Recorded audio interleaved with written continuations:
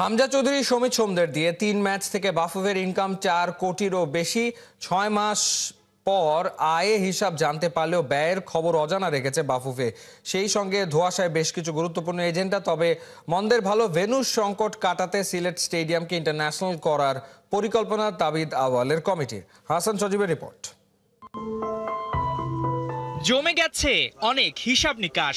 ২২ agenda নিয়ে বুধবার বিকালে আলোচনায় বসে বাফুফের এক্সিকিউটিভ কমিটি, যেখানে সিঙ্গাপুর, হংকং ও ভারত ম্যাচের আয় ব্যয়ের হিসাব ছাড়াও বেশ কয়েকটি গুরুত্বপূর্ণ বিষয়ে সিদ্ধান্ত জানানোর কথা তাবিদ আওয়ালের কমিটির।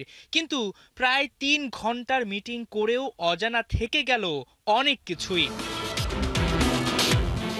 প্রায় ৬ মাস আগে সিঙ্গাপুরের বিপক্ষে ঘরের মাটিতে ম্যাচ খেলেছিল হামজা চৌধুরী, জামাল ভুঁইয়ারা। এরপর হংকং, চায়না আর সবশেষ ভারতের বিপক্ষে এশিয়ান কাপের বাছাই পর্ব।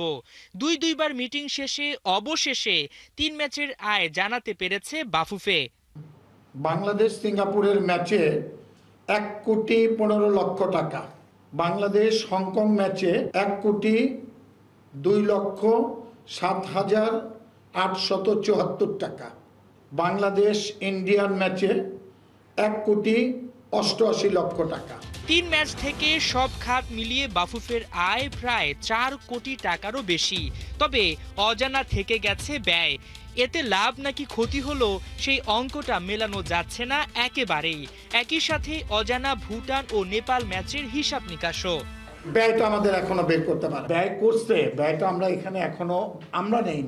আয় ব্যয়ের হিসাব মিলাতে হিমশিম খাওয়া বাফুফে জানিয়েছে কি সিদ্ধান্ত এলো পঞ্চম সভায়।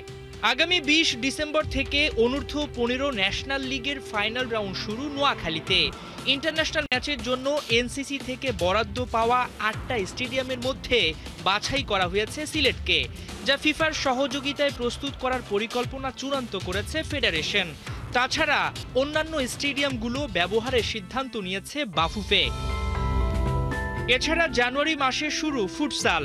তবে সময় স্বল্পতায় বেশ কিছু গুরুত্বপূর্ণ এজেন্ডা নিয়ে আলোচনাই হয়নি এ সভায়, যার মধ্যে অন্যতম ফিফার অর্থায়নে কক্সবাজারে টেকনিক্যাল সেন্টার, নারীদের লীগ সহ নানা দিক।